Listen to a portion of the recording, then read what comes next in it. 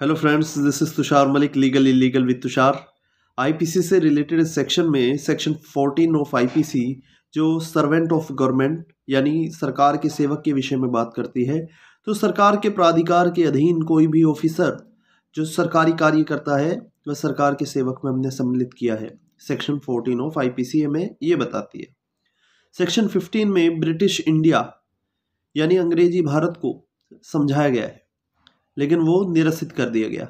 Section 16 में government of India को भी निरसित कर दिया गया।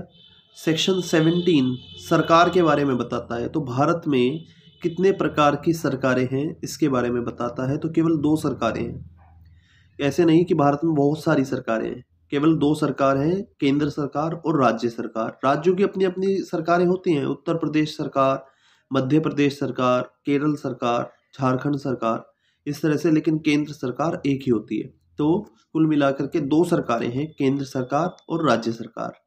इसके बाद सेक्शन 18 में भारत को बताया गया है। ये बड़ा इंपॉर्टेंट है क्योंकि हमें समझना चाहिए कि भारत कहाँ तक है, अगर हम किस क्षेत्र को भारत कह सकते हैं। तो आईपीसी ने तो केवल ये कहा है कि भारत का राज्य क्षेत्र ही भारत है, लेकिन हम 2019 के अमेंडमेंट के बाद ये जान सकते हैं कि पहले क्या होता था कि जम्मू कश्मीर के सिवाय लिखा होता था, लेकिन वर्तमान में जम्मू कश्मीर भी भारत में ही इंक्लूड है। यानी हम भारत को केवल ये कह सकते हैं जो भारत का राज्य क्षेत्र है वही भारत है।